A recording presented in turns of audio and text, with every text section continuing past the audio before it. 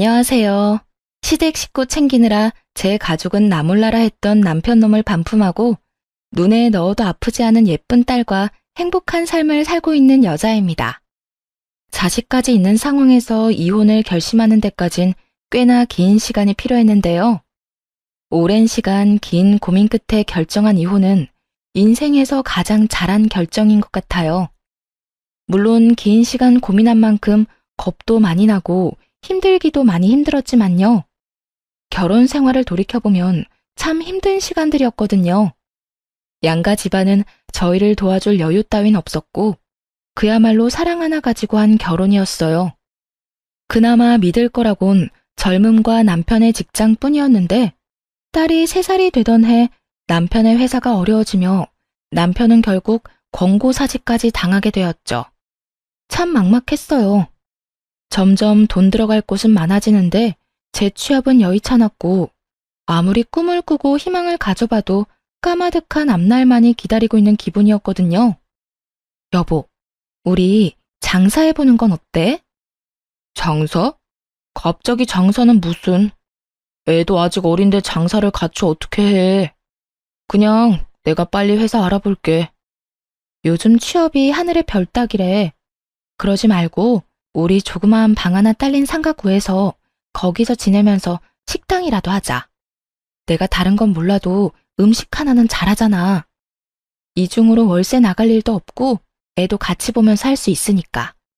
지금보단 더 좋을 것 같은데 어떻게 생각해? 그런가? 듣고 보니 그것도 괜찮은 것 같네. 나 퇴직금 받은 것도 있고 이 집 보증금 빼고 대출 조금만 받으면 어떻게 가게는 얻을 수 있을 것 같긴 하다. 그런데 진짜 힘들 거야. 당신 괜찮겠어? 괜찮고 안 괜찮고가 어디 있어. 젊을 때 고생은 사서도 한다는데. 우리 힘들어도 열심히 살아보자. 우리 딸 먹고 싶은 거 하고 싶은 거 돈 걱정하지 말고 다 해줄 수 있게. 그렇게 식당을 차렸고 생각보다 더 힘든 날들의 연속이었어요. 기껏 마련한 재료를 다 버리는 날도 수두룩했고 진상 손님이 오는 날이면 때려치고 싶은 생각도 굴뚝 같았죠. 그런 날들이 쌓이고 쌓여 경험이 되고 점차 단골 손님이 생겨난다 싶더니 입소문이 나더라고요. 그렇게 6년, 앞만 보고 달려왔더니 어느새 대박난 식당이 되었네요. 고생스러운 세월을 보낸 보상을 받듯 더는 먹고 사는 건 문제가 되지 않았죠. 딸이 하고 싶다는 건 걱정 없이 해줄 수 있는 형편이 된 거예요. 그런데 형편이 나아지니 다른 곳에서 문제가 생기더라고요. 그건 바로 시댁과 남편이었어요. 정말 힘들어서 돈 10만 원이 아쉬웠던 시절엔 저희에게 1,000원짜리 한 장 줄 수 없다며 딱 자르던 시댁이었는데 어느 순간부터 돈을 야금야금 빼가고 있더라고요. 남편을 통해 말입니다. 여보, 당신 집에 무슨 용돈을 이렇게나 많이 드리는 거야. 이건 너무 과하잖아. 과하기는 나 장남이야. 이때까진 형편이 안 돼서 못 드렸지만 이제 우리도 먹고 살만 하잖아. 그런 걸로 치면 나도 장녀야. 그런데 난 이 정도로 많이 드리진 않는다고. 이때껏 못한 건 죄송하지만 용돈은 형편껏 해드려야 할 거 아니야. 우리가 이 돈 없으면 굶어 죽는 것도 아닌데 좀 적당해라. 남들 다 부모 호강시켜줄 때 나 몰라라 했던 게 한이 돼서 그래. 그러니까 당신이 조금만 이해해줘. 남편의 심정이 이해되지 않는 건 아니었어요. 장남이기도 했고 여유가 생겨 가족을 돕고 싶은 마음을 이해 못하는 것도 아니었고요. 그런데 시댁에 주는 용돈 금액이 점점 더 커지고 남편의 남동생, 즉 시동생이 장가를 갈 때 집을 사주는 모습을 보곤 이건 아니란 생각이 들더라고요. 언제까지 장사가 잘 되리라는 보장도 없는데 미래는 생각지도 않고 버는 족족 써버리니까요. 미래가 불안한 것도 있었지만 일할 맛도 나지 않더라고요. 시댁 식구 배를 불려주려고 일하는 건가 싶은 생각이 들었죠.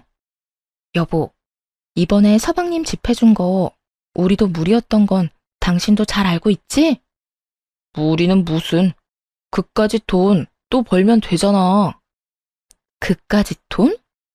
우리가 벌고 싶다고 하면 언제까지나 잘 벌 수 있대? 도대체 뭘 믿고 돈을 그렇게 쓰는 거야? 우리 딸 아직 어려. 대학도 가야 하고 시집도 보내야 하는데 이렇게 버는 대로 다 줘버리면 어쩌자는 거야? 아, 진짜 말 맞네. 그러면 하나뿐인 동생이 장가를 간다는데 우리처럼 월세살이 시켜? 우리도 이만큼 고생했으니 너도 그 정도 고생은 해라. 이러란 말이야? 아, 말을 말자 말을 마라. 여기까지만 해. 더는 도움 주지 말란 말이야. 지금까지 한 것만 해도 장남으로서 차고 넘치게 했다고. 나 진짜 앞으론 가만 안 있을 거야. 정말 진짜 진심이야. 알겠어? 그래, 알겠어. 아, 알겠다고. 잔소리 좀 그만해. 이젠 결혼할 동생도 더 없다고. 남편은 짜증 가득한 약속을 했고 한동안은 조용했어요. 그러는 와중에 제 여동생이 결혼을 하게 되었고 결혼 선물로 좋은 침대를 사주고 싶더라고요. 어릴 때부터 동생이 좋은 침대를 가지고 싶다고 했었거든요. 그래서 침대를 알아보기 시작했는데 남편이 어떻게 알았는지 화를 내더라고요. 당신 처제 결혼 선물로 침대 사주려고 그래? 왜? 왜? 몰라서 물어? 침대가 얼마나 비싼데 그런 걸 결혼 선물로 한다는 거야? 당신 정신이 있어 없어? 기가 막히더라고요. 본인은 지 동생 결혼 선물로 집 사는 데 쓰라며 거금을 보태준 건 기억에서 아예 지워버린 듯 했죠. 그러고선 뻔뻔스럽게도 고작 침대로 화를 내더군요. 거기에다 그간 남편이 시댁에 쓴 돈이 얼만데 왜 저딴 핀잔을 들어야 하는지도 이해가 되지 않았고요. 당신은 당신 집에 간이고 쓸개도 다 빼주고 다니면서 난 내 동생 결혼 선물로 침대 하나 못 해줘? 아니, 아무리 그래도 침대는 아니지. 그냥 이불이나 좋은 거 사줘. 그러면 되지. 당신이 그렇게 좋은 거 막 해주면 처제도 부담스러워한다고. 말 같지도 않은 소리를 잘도 해대더라고요. 그래서 어떻게 했냐고요? 뭘 어떻게 했겠어요. 대꾸할 가치도 없는 말은 사뿐히 무시하고 가격대가 있는 침대를 선물했죠. 동생이 참 기뻐하더라고요. 그간 식당 일이 바쁠 때마다 와서 동생은 돈 한 푼 받지 않고 돕기도 했고 언니로서 뭐 하나 제대로 해준 것이 없어 마음이 불편했거든요. 동생이 그다지도 기뻐하는 모습을 보니 뿌듯한 기분이었어요. 동생에게 침대를 선물한 사실은 당연히 남편의 귀에도 들어갔고 또 당연하다시피 시댁에서도 알게 됐더라고요. 너 그게 사실이니? 네 동생 결혼하는데 비싼 침대 선물했다는 거. 네, 사실인데 무슨 문제라도 있나요? 무슨 문제? 그걸 몰라서 물어? 침대 비싼 거는 한두 푼도 아닐 텐데 그렇게 굳이 왜 침대를 선물해? 그냥 좋은 이불 세트면 되지. 그렇게 헤프게 낭비하면 돈을 어떻게 모으니? 동생에게 침대를 사준 것으로 둘이 얼마나 긴 토론을 해댔는지 남편의 말과 토씨 하나 틀리지 않고 읊어대는 시모의 말을 듣는데 이대로는 안 되겠다 싶더라고요. 이때껏 돈은 돈대로 쓰면서도 생색 한 번 내지 않았더니 그래서 이토록 당당한가 하는 생각이 들기도 했고요. 어머님, 저 이번에 동생한테 돈 쓴 거 처음이에요. 아범은 서방님 결혼할 때 집 사는데 보태라며 큰돈 턱턱 내놨잖아요. 그것뿐인가요? 시댁에 돈 필요할 때마다 아범한테 받아간 거 다 알고 있어요. 재작년에 이사도 아범이 시켜줬고요. 제가 제 동생한테 고작 침대 하나 사준 게 그리도 싫으시면 환불할게요. 대신 이때껏 아범한테 받아간 거 다 돌려주세요. 그러면 저도 침대 환불하고 동생한테는 이불로 다시 사줄 테니까요. 이렇게까지 강하게 나올 거라 생각하지 못했는지 시모는 조금 당황한 듯 했지만 물러서진 않더라고요. 뭐야? 너 지금 나 협박하니? 협박이라뇨? 정당한 요구인데요. 돈은 아범이나 저나 같은 시간 같은 고생해서 버는데 쓰는 건 아범이랑 시댁에서 다 쓰잖아요. 저희가 돈 못 모은 건 다 시댁 때문이라고요. 시댁이랑 친정이랑 똑같니? 어디 비교할 게 없어서 시댁이랑 친정을 비교하는 거야? 우리 아들이야. 장가가도 우리 집사람이지만 네 동생은 시집가면 그만인데 돈을 왜 써? 요즘 세상이 어떤 세상인데 그런 말씀을 하세요? 하여튼 전 동생한테 침대 정도는 꼭 해줄 생각이니까 정 제가 친정에 뭘 하는 게 싫으면 아까 말했다시피 이때껏 아범한테 받은 거 다 돌려주세요. 그러면 침대도 환불하고 친정에 돈도 안 쓸게요. 너 진짜 이딴 식으로 나올 거야? 네, 저 이제 이딴 식으로 굴려고요. 그러니까 더는 제가 번 돈으로 뭘 하든 상관하지 마세요. 앞으로 저 몰래 아범한테 큰돈 받아내는 것도 그만하시고요. 시모는 아무 말도 연락도 없더라고요. 남편 역시 시모를 통해 전해 들은 것인지 한동안은 제 비위를 잘 맞추려고 노력하는 게 눈에 보였어요. 여전히 시댁으로 용돈은 주고 있었지만 더는 큰 돈이 가는 일은 없더라고요. 그렇게 한동안은 조용했는데 동서가 출산을 하며 다시 일이 터졌네요. 동서는 원래도 엄살이 심하고 장깨가 많은 사람인지라 명절 때면 제가 고생이 이만저만이 아니었거든요. 명절만 되면 여기도 아프고 저기도 아프기 일쑤였죠. 어떤 날엔 여자만 걸리는 마법데이를 내세워 일을 미루기도 했고요. 그런 동서에게 출산은 좋은 핑곗거리였겠죠. 시댁에서 마주칠 때면 남편을 붙잡고 힘들다고 징징대기 바쁘더라고요. 아주버님, 저 요즘 잠도 못 자고 너무 힘들어요. 그이도 회사 일로 바빠서 아무것도 못 도와주고 독박 육아하려니 너무 힘들고 우울해요. 어쩐지 재수씨 안색이 창백하다 싶었는데 힘들어서 그런 거였어요? 네. 아기가 내려놓기만 하면 우니까 화장실도 제대로 못 간다니까요. 도우미분이라도 계시면 좀 살만할 것 같은데 그이 월급으론 도우미까지 부르긴 부담스럽고 그렇다고 혼자 다 하려니 너무 힘들고 지치네요. 그러면 제가 도우미 불러드릴게요. 그까짓 돈 얼마나 한다고. 도와주실 분 불러드릴 테니 걱정하지 마세요. 어머, 정말이요? 아주버님, 너무 감사해요. 역시 우리 아주버님밖에 없다니까. 말릴 틈도 없이 벌어진 상황에 참 기가 막히더라고요. 그렇다고 서방님이 능력이 안 돼서 도우미를 못 부르는 형편도 아니었죠. 심지어 육아휴직을 내고 아기를 같이 돌보고 있다는 걸 아는데도 거짓말을 살살 해대더라고요. 더 열받았던 건 전 육아를 하다 손목이 움직이지 않는 상황에도 돈이 아까워 사람도 부르지 못하고 혼자 육아를 했었거든요. 그걸 떠올리자 더욱 화가 치솟았죠. 오죽하면 호탕하게 웃고 있는 남편의 얼굴에 손에 잡히는 대로 던져버리고 싶은 심정이었으니까요. 그렇게 저만 빼고 화기애애한 시댁 모임이 끝나고 집으로 돌아오자마자 남편과 크게 다퉜어요. 여보, 진짜 미쳤어? 도우미 부르는 돈이 한두 푼인 줄 알아?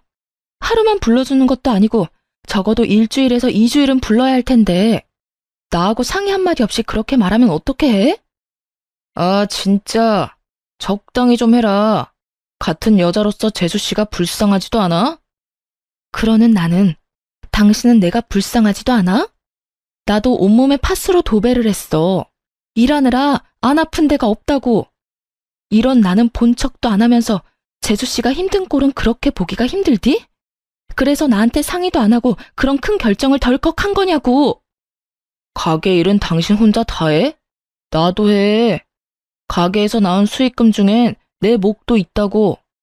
내 돈으로 내가 가족을 위해서 좀 쓰겠다는데 이렇게까지 사람을 몰아세워야 속이 편해? 이렇게까지 몰아세우게 만든 사람이 누군데? 어떻게 당신은 당신 집 일이라면 앞뒤 없이 지갑이 바로 열려? 그리고 뭐? 당신 돈? 정확히 해야지. 그건 당신 돈이 아니라 우리 돈이야, 우리 돈. 아, 진짜? 그러면 이러지 말고 우리 수익 분배를 확실하게 하자. 정확히 반반 나눠서 어디에 얼마를 쓰든지 간에 서로 간섭하지 말자고. 좋아, 그렇게 해. 나도 버는 사람 따로 쓰는 사람 따로 있는 이 생활 불만 많았다고. 당신 집에 온 재산 다 털리고 후회나 하지 마. 지금이야 돈 있으니까 당신한테 최고라고 해주고 당신 치켜 세워주지. 당신한테 돈 떨어지는 순간 다 끝이야. 당신 식구들이 당신 도와주기나 할 것 같아? 우리 가족이 돈만 밝히는 당신 같은 줄 알아? 그리고 내가 왜 돈이 떨어져? 지금처럼 장사만 열심히 하면 돈 떨어질 일이 뭐가 있다고. 군말하지 말고 이제부터 딱 절반으로 나눠. 알겠어? 정말 목 끝까지 차오르던 말이었는데 남편이 먼저 해주는 것도 모자라 저리도 강하게 요구하니 고맙기까지 하더라고요. 다음 날부터 돈 관리를 따로 하기 시작했고 살림에 드는 돈도 정확히 반반씩 내서 생활비로 쓰기로 했죠. 이미 시댁에는 이런 일이 다 소문이 났는지 미운 털이 단단히 박힌 상태라 온갖 트집을 잡으며 저를 귀찮게 했지만 괜찮았어요. 돈으로 엮이지 않으니 확실히 스트레스가 줄었거든요. 트집 잡는 거야 반박하거나 말로 돌려주면 되니 그렇게까지 힘들지 않았고요. 하나마나한 공격인 거죠. 그렇게 각자 생활하며 나름 평온한 나날을 보냈어요. 눈에 넣어도 아프지 않은 딸이 무럭무럭 자라는 게 인생의 낙이었죠.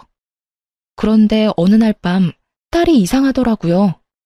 왜인지 기운이 없어 보인다 싶더니 금세 온몸에 열이 오르기 시작했어요. 해열제를 먹여봤지만 열이 떨어지는 건 잠시뿐이었고 더는 지체하면 안 될 것 같은 상황이었어요. 긴박한 순간이 되자 그래도 아이의 아빠인 남편밖에 생각나는 사람이 없더군요. 그래서 늦은 시간까지 들어오지 않고 있던 남편에게 전화를 걸었어요. 왜? 여보, 어떡해? 애가 열이 펄펄 끓어. 약을 먹여. 집에 약 있잖아. 먹였는데도 열이 안 떨어져. 어딘데? 병원에 가게 빨리 좀 와. 나 지금 못 가. 승철이랑 재수씨랑 오랜만에 데이트 좀 하라고 방금 내보냈단 말이야.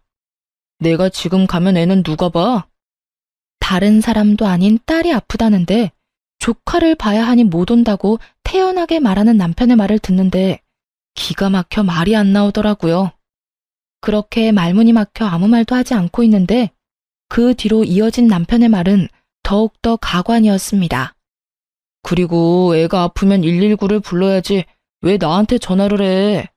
심각한 거면 119 불러서 병원에 가고 좀 참을 만하다고 생각되면 택시 불러서 응급실을 가.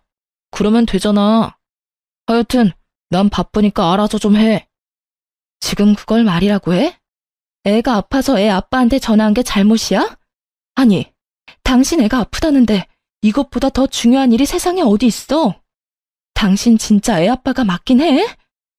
내가 틀린 말 했어? 애가 아프면 병원에 가야지. 애 아빠가 간다고 애가 괜찮아져? 별것도 아닌 걸로 사람 귀찮게 좀 하지 마. 별것도 아닌 거? 당신 진짜 그렇게 생각하는 거야? 됐어. 또 시댁 일에 눈 뒤집혀서 정작 지 가족은 눈에도 안 보이는 거겠지. 또 무슨 말을 그렇게 해. 당신도 잘 알 거 아니야. 육아한다고 두 사람 제대로 된 데이트도 못하는 거. 오랜만에 데이트 좀 하라고 내보냈는데 이제 와서 내 애 아프다고 들어오라는 말을 어떻게 해? 하여튼 난 바쁘니까 알아서 해. 딸이 아프다는데 동생네가 데이트를 해야 하니 조카를 봐줘야 해서 정작 지 애한테는 못 온다는 남편. 너무 황당한 말을 들으니 순간적으로 머리가 멍해지더라고요. 이놈이 정말 미쳤나 싶어서 말이죠. 남편은 바쁘다며 전화를 끊어버렸고 결국 전 119를 불러 딸을 데리고 병원으로 갔어요. 다행히 고열은 잡혔지만 화는 서서히 끓어오르기 시작하더군요. 이딴 인간도 남편이라고 계속 믿고 사는 것이 맞는가 하는 생각이 들기도 했고 시간이 지나도 남편이 변할 거란 생각은 들지 않았어요. 이혼한다면 아빠 없이 자랄 딸이 마음에 걸리긴 했지만 이런 아빠라면 굳이 필요하지도 않을 듯 했고요. 무엇보다 딸에게 도움은커녕 상처만 될 것 같기도 했죠. 그렇게 이혼 쪽으로 마음이 기울어진 상태에서 집으로 돌아갔고 집에는 조카를 보느라 많이 지친 남편이 침대에 누워있더라고요. 그 꼴을 보기 싫어 눈을 감고 싶었는데 다음 순간 나온 남편의 말은 정말 온 정이 떨어졌네요. 왔어? 뭐래? 괜찮다지? 적당히 웃음이 섞인 질문. 정이 떨어지는 것은 물론이고 겨우 가라앉힌 화가 다시 확 오르더라고요. 지금 웃음이 나와? 당신이 그러고도 아빠야? 애 걱정은 전혀 안 해? 걱정하면 뭐가 달라져? 그리고 괜찮으니까 집에도 온 거 아니야. 피곤하면 잠을 자. 괜히 나한테 짜증내지 말고 말이야.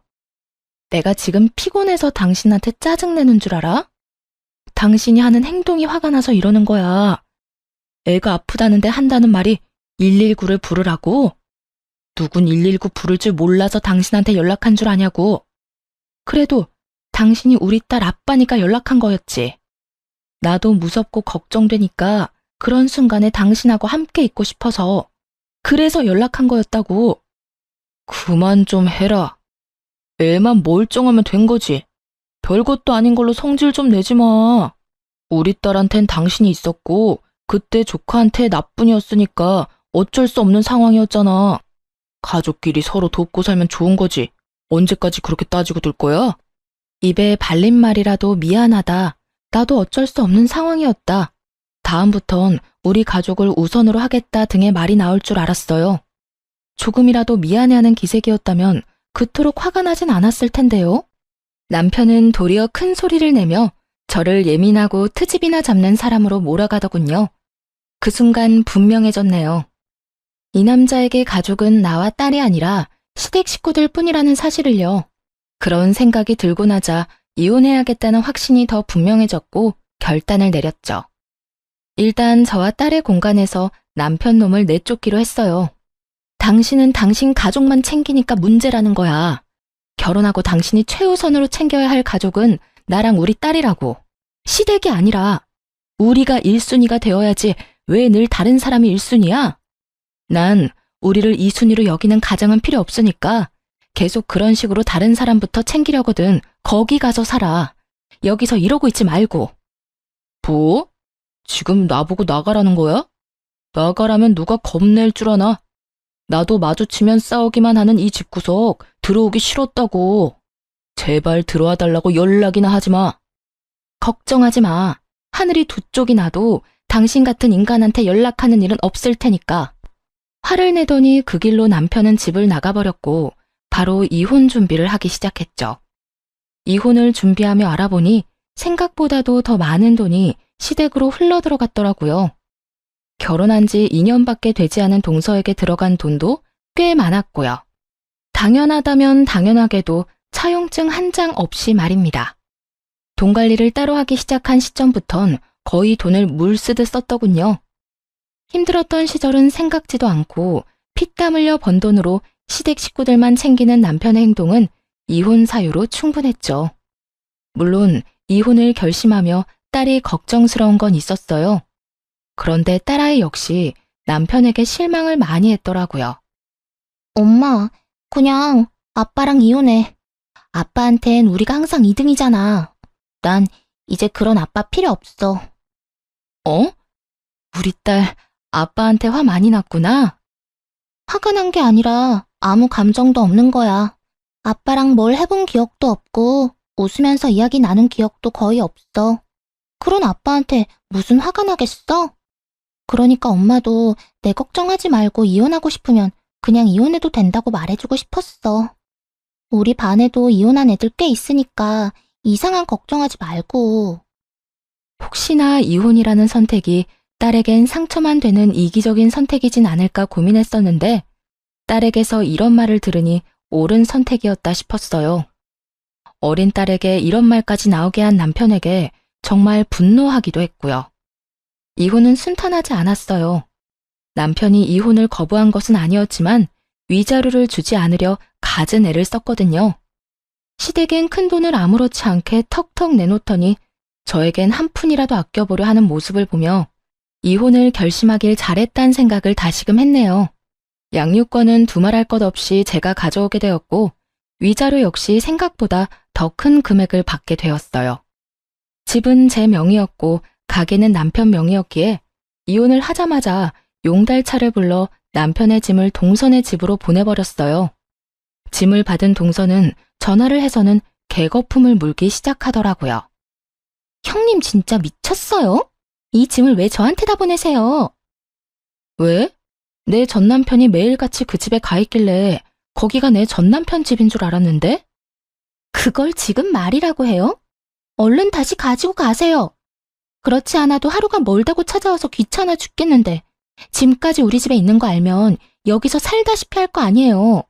그까지 돈 좀 줬다고 빈드라도 붙을 생각이야 뭐야? 하여튼 눈치가 없어도 너무 없다니까. 가라고 눈치를 줘도 알아먹지를 못해요. 전 그런 눈치 없는 아주버님 데리고 살 생각 전혀 없으니까 얼른 짐 다시 가지고 가세요. 난 이미 동서한테 다 보냈고 내 손은 다 떠나갔으니까 정 싫으면 동서가 어머님 댁으로 보내든 다 태워버려버리든 알아서 해. 나한테 이런 연락하지 말고. 이제 우리 엄연히 남남인 거 몰라? 눈치 없는 동선의 아주버님, 이제 나하고 아무 사이도 아니고 동서 가족이니까 알아서 잘 챙겨 살아.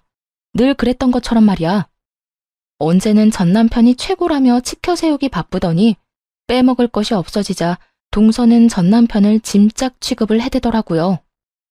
형님, 글쎄 전 아주버님을 제 식구라고 생각해 본 적이 없다니까요.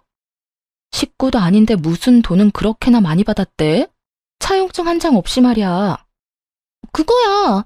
난 그저 힘들다고 했을 뿐인데 아주버님이 나서서 돈을 준 것뿐이라고요. 주는 돈을 안 받는 사람이 어디 있어요? 그리고 다 갚을 거예요. 가족끼리 차용증은 무슨? 데리고 살라고 할 땐 식구가 아니라고 하더니 돈 이야기엔 가족? 동서는 참 말이 앞뒤가 안 맞네. 자기 마음대로 이랬다 저랬다 편하게도 산다. 하여튼 형님한테 빌린 돈 아니니까 신경 쓰지 마세요. 짐은 빨리 다시 가지고 가시고요. 동서는 화를 내며 온갖 험한 말과 함께 전남편에 대한 욕을 쏟아냈고 그 모든 내용을 녹음해 전남편에게 보내버렸어요. 돈은 돈대로 쓰고 무슨 일이 있다면 만사를 제쳐놓고 도와줬던 인간들이 전남편을 어떻게 생각하고 있는지 알려주기 위함이었죠. 보낸 녹음 파일을 다 들은 남편은 전화를 해 화를 내기 시작하더군요. 당신 이게 뭐야? 이딴 거 보내면 내가 후회라도 할 줄 알아? 당신 같은 인간은 후회라는 감정도 사치라는 거 나도 잘 알아. 난 그저 당신이 지금 어떤 처지인지 똑바로 알고나 있으라고 보낸 거야. 당신이 그렇게 믿어 의심치 않던 당신 재수씨도 당신이라면 지긋지긋하다고 하니 당신 엄마 집에나 가야겠네. 하여튼 오갈 데 없다고 우리 집엔 오지 말고. 이젠 우리 집에 당신 짐도 없으니까 말이야. 내가 말했지. 오라고 해도 안 간다고. 이혼까지 한 마당에 내가 미쳤다고 그 집에 가냐? 당신 잊었나 본데 가게는 내 거야. 가게가 있는데 그깟 집 언제든 벌어서 사면 된다고. 그때 가서 후회나 하지 마. 당신이야말로 이 가게 아니면 어디 가서 돈이나 벌어 먹고 살 수 있을 거나 같아? 나니까 당신 데리고 살아준 거야. 이거 왜 이래? 어디 두고 보자. 그래, 누가 더 잘 먹고 잘 사나. 그래, 두고 보자고. 전 남편은 제가 이혼을 후회할 것이라 호언장담하더군요. 길고 짧은 건 대봐야 안다지만 이건 굳이 대보지 않아도 뻔히 알 수 있는 것이었죠. 그렇게 마지막까지도 전 남편과는 얼굴을 붉히며 끝을 봤고 저와 딸은 빠르게 안정을 찾아갔어요. 워낙 가정에 무관심했던 아빠라 없어도 표시도 나지 않더라고요. 전 남편의 빈자리가 아쉽기는커녕 이혼 따위 한 적도 없다는 듯 평화로운 나날들을 보내고 있었죠. 그렇게 3개월쯤 지났을 때일까요? 전 남편의 가게에 파리만 날린다는 소문이 나돌더라고요. 제가 빠진 가게가 평탄하지 않을 거라는 예상은 했지만 그 시점이 너무 빨라 조금은 놀랍더라고요. 도대체 어떻게 된 것인지 궁금해지던 찰나 전 남편에게 연락이 왔어요. 여보, 나 요즘 너무 힘들다. 우리가 힘들게 일군 가게 문 닫기 직전이야. 그래, 망해간다는 소문이 여기까지 들리더라. 말아먹을 건 알고 있었지만 3개월은 너무 빠르지 않아? 어떻게 6년 동안 일군 가게를 3개월 만에 말아먹을 수가 있어? 그게 우리 이혼하고 난 뒤에 일손이 부족해서 우리 가족한테 일 좀 도와달라고 부탁했었거든. 그런데 아무도 안 도와주는 거야. 엄마는 온몸이 아프다고 그러더니 쇼핑이나 다니고 동생이랑 재수씨는 아기 핑계대고 여행 다니더라.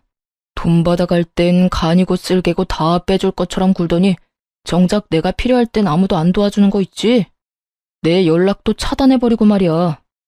결국엔 직원을 구했는데 그 직원이 식자재 관리를 잘못하는 바람에 손님들 장염 걸리고 식품위생청 신고 들어오고 난리도 아니었어. 들어보니 망해가는 식당의 지름길을 밟고 있더라고요. 잘못된 식자재 관리에 단골 손님들의 장염, 칭찬이 가득했던 가게 리뷰엔 각종 악플만 가득하다고 하더라고요. 음식 맛이 변했다는 것부터 해서 더럽다, 직원들이 불친절하다, 다신 가지 않겠다 등 영업 정지는 물론이고요. 하소연하며 울먹이는 전남편의 말을 듣고 있는데 더 말을 섞고 싶지도 않았네요. 식자재 관리는 직접 해라. 사장이 친절해야 직원도 친절하다.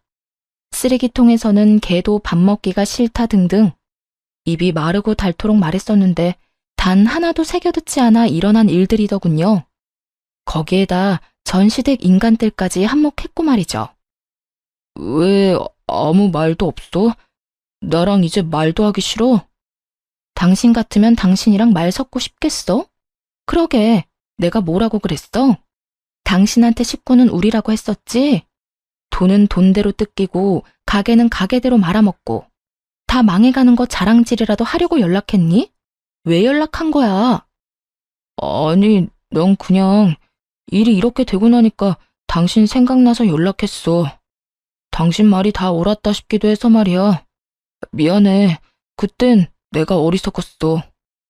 이제 와서 사과하면 내가 받아줄 거라 생각해? 정신 차려. 이혼 도장 잉크 마른 지 오래고 난 당신 사과 같은 거 이제 필요 없어. 정 나한테 숙제하고 싶으면 다신 연락을 하지 마. 난 그거면 충분하니까. 그렇게 다신 연락도 하지 말라는 말과 함께 전화를 끊어버렸어요. 그 후 결국 가게 문을 닫았다는 소식이 들려오더라고요. 전 시댁 인간들에게 돈을 다 뜯겨버린 전 남편은 직원들 줄 월급도 없어 권리금도 없이 가게를 내놓았다는 이야기도 들을 수 있었고요. 관리만 잘해서 넘겼으면 권리금이 꽤 됐을 텐데 말이에요. 제 젊은 시절을 갈아 넣은 걸 생각하면 서글프긴 했지만 다 자업자득이다 싶으며 속이 다 시원하더군요.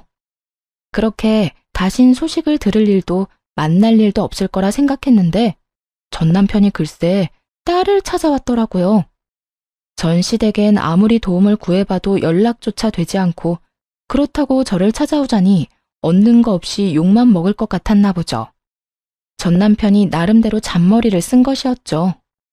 딸에게 아빠가 학교 앞으로 찾아왔다는 이야기를 듣고 불이 나게 달려갔더니 거짓골을 한 전 남편이 딸아이를 붙잡고 있더라고요.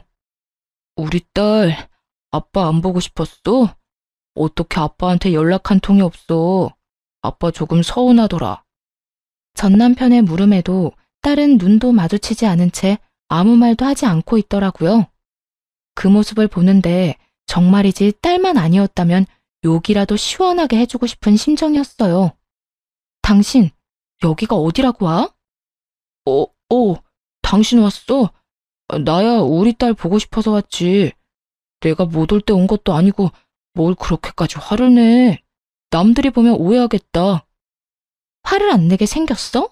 이때까지 연락 한 통 없다가 갑자기 찾아와서 보고 싶었다고 하면 우리가 받아줘야 해? 당신은 예나 지금이나 왜 이렇게 뻔뻔해? 당신 지금 오해하고 있는가 본데 나 그냥 막 찾아온 거 아니야. 나도 참다가 우리 딸이 너무 보고 싶어서 고민하다가 찾아온 거라고. 아빠가 딸 보고 싶은 건 당연한 거 아니야? 그 당연히 보고 싶은 마음이 너무 늦었다고 생각 안 해?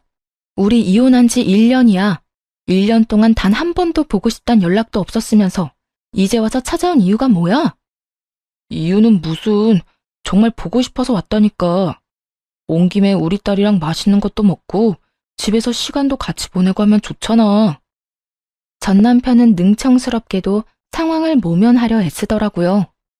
그런 전 남편의 모습에 기가 막혀 말문이 막혀 있는데 딸이 제 손을 잡더니 전 남편을 향해 이렇게 말하더라고요. 아빠, 이제 나 찾아오지 마. 난 아빠 안 보고 싶어. 딸의 말을 들은 전 남편은 적잖게 당황했는지 눈을 동그랗게 뜨고 딸에게 되묻더라고요.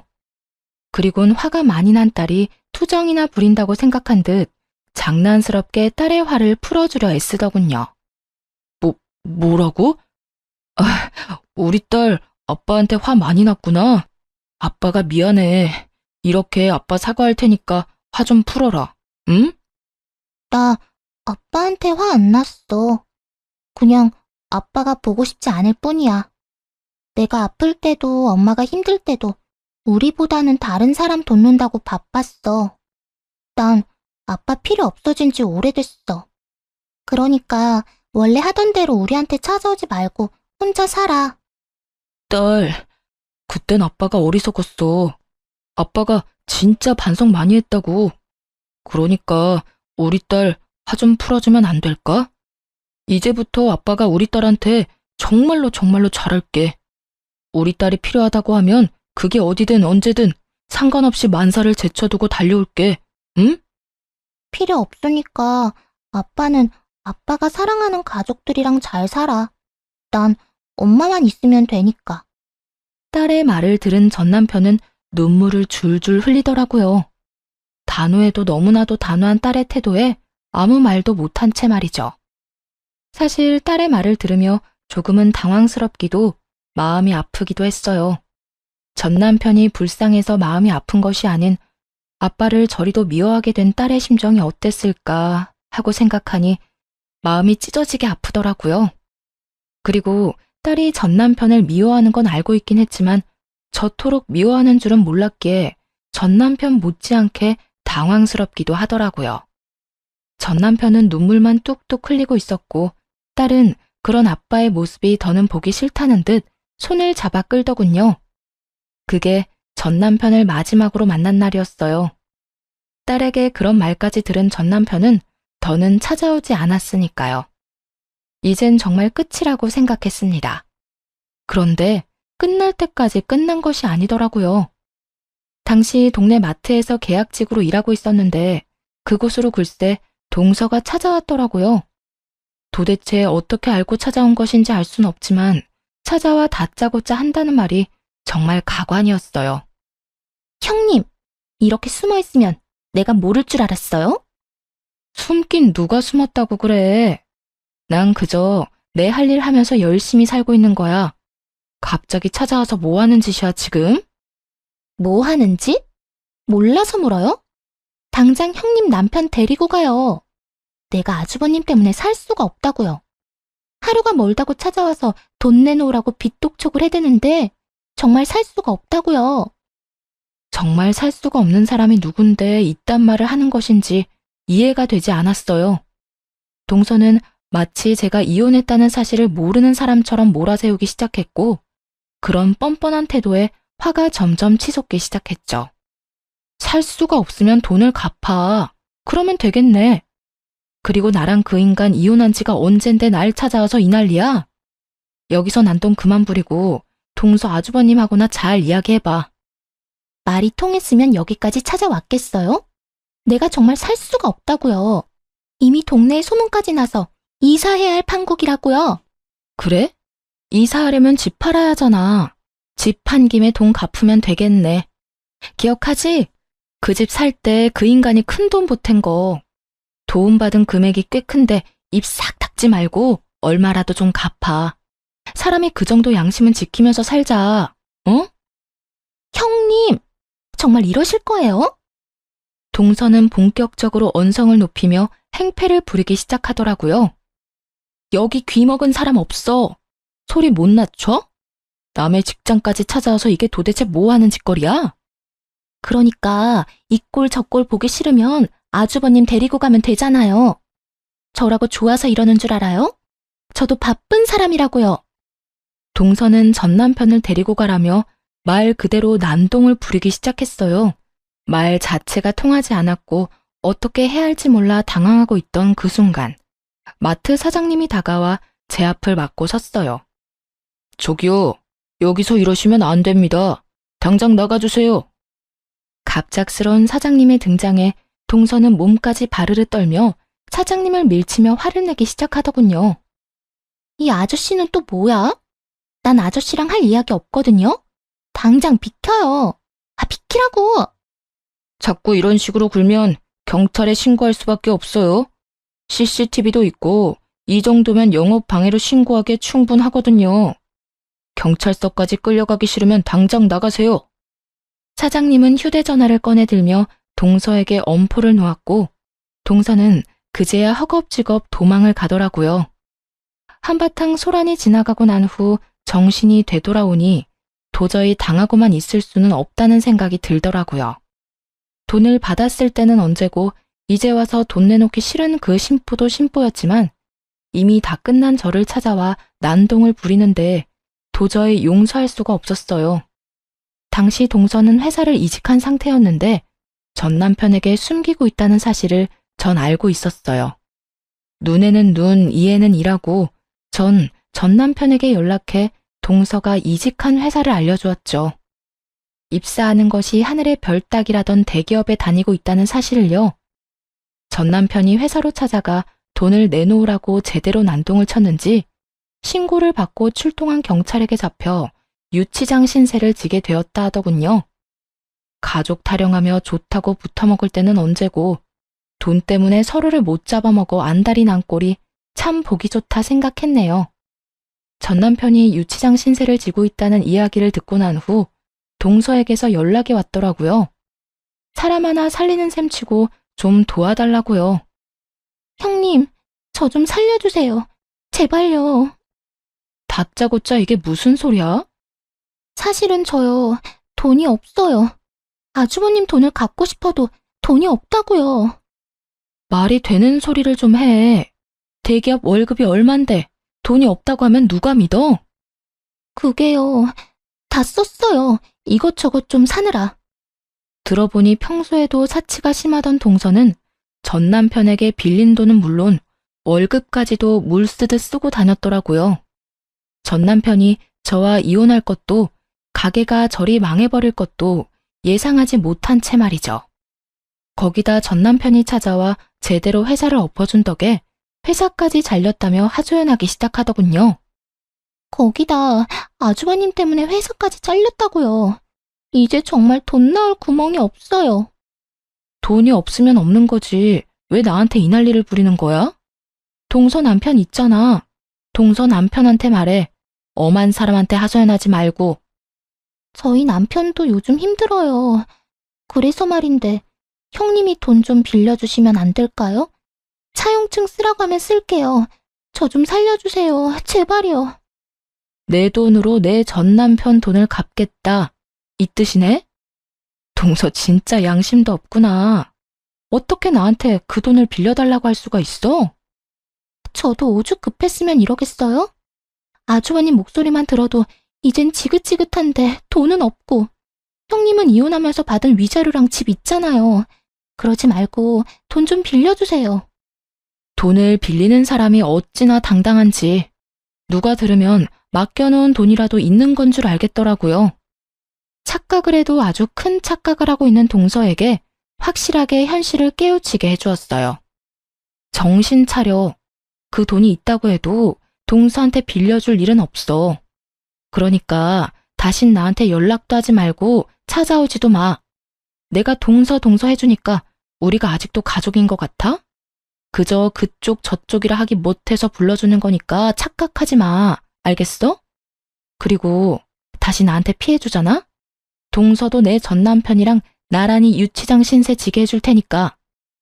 유치장은 가고 싶지 않았는지 더는 연락이 온다거나 찾아오는 일은 없더라고요. 그렇게 돈 나오던 방망이가 사라진 후 돈을 물 쓰듯이 쓰던 전 시댁 식구들은 빠르게 무너져 내렸어요. 동선에는 사업을 하다 제대로 망해버려 좁은 단칸방으로 이사를 갔다고 하고 전 시댁은 그런 동선애를 도와주다 함께 망해버렸다고 하고요. 능력도 없는 것들이 돈만 믿고 설치다 집안 하나 잘 말아먹었다 했네요. 그 후 전 시댁과의 소식이 완전히 끊겨버리고 잘 지내고 있습니다. 여전히 마트에서 일하며 딸과 함께 행복한 나날들을 보내고 있는 중이에요. 무엇보다 사장님이 저와 딸을 잘 챙겨주셔 몸도 마음도 편한 요즘이에요. 딸아이도 마트 사장님을 무척이나 좋아하는데요. 운동회를 앞둔 어느 날 딸이 이런 말을 하더라고요. 엄마, 마트 사장님, 나 운동회 할 때 엄마랑 같이 오면 안 돼? 엄마 혼자 오는 것보다 사장님도 같이 오면 나도 좋고 엄마도 좋을 것 같아. 사장님이랑? 그건 좀 힘들 수도 있을 것 같은데. 아무래도 사장님이 부담스러울 수도 있을 것 같아. 아니야. 저번에 운동회 이야기하니까 꼭 오고 싶다고 했어. 그러니까 엄마가 한번 물어나 봐봐. 아마 꼭 오고 싶다고 할걸? 평소 사장님과 장단이 잘 맞아 친하게 지내던 터라 딸이 함께하고파 하는 마음을 이해하지 못하는 건 아니었지만 조금은 조심스럽더라고요. 그래도 딸이 너무 기대를 하고 있던 터라 조심스럽게 사장님께 물어보았고 사장님은 흔쾌히 함께 하겠노라 말해주었어요. 정말 저도 가도 되나요? 그렇지 않아도 꼭 가보고 싶었는데 초대해 주셔서 감사해요. 요즘도 도시락도 싸고 하나요? 그날 김밥은 제가 쌀 테니 그냥 몸만 오세요. 아셨죠? 결국 사장님과 함께 딸의 운동회에 참석하게 되었고 참 즐겁더라고요. 막상 전 남편과는 딸의 학교 행사에 참석해 본 적이 없는데 사장님과 함께 딸과 좋은 시간을 보내고 있으니 가족이 된 기분마저 들었어요. 그렇게 웃고 떠들며 즐거운 시간을 보내던 중 사장님이 이런 말을 하더라고요. 평생 일만 하느라 혼자 늙어 죽을 거라 생각했는데 덕분에 이런 것도 와보고 호강하네요. 아니에요. 사장님 덕분에 저희가 더 즐거운걸요. 우리 딸 저렇게 즐거워하는 거 정말 오랜만이에요. 감사해요. 곤란한 부탁일 수도 있는데 흔쾌히 와주셔서요. 저 진짜 오고 싶었다니까요. 막상 와보니까 오길 정말 잘했다 싶어요. 가족이란 이런 거구나 싶기도 하고 이대로 한 가족이면 정말 좋겠다 싶기도 하고요. 어때요? 이렇게 가족이 되면 정말 행복할 것 같지 않아요? 나만 그래요? 네? 행복할 것 같네요. 순간 너무 당황하여 대충 대답하긴 했지만 되뇌면 되낼수록 혼란스럽더라고요. 이건 고백인가 해서요.